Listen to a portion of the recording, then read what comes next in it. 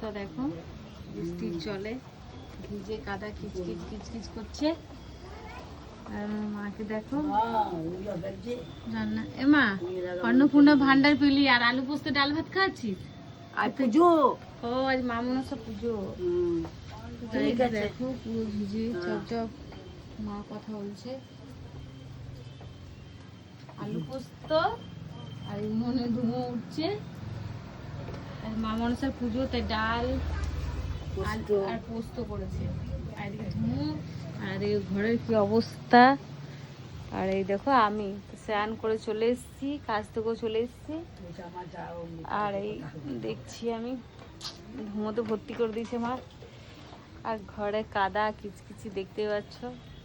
সারাদিন বৃষ্টি, সারাদিন বৃষ্টি, ঘরেও প্রচুর কাদা। কি বলবো, চলো ঘরের ভিতরটা দেখাই কি অবস্থা।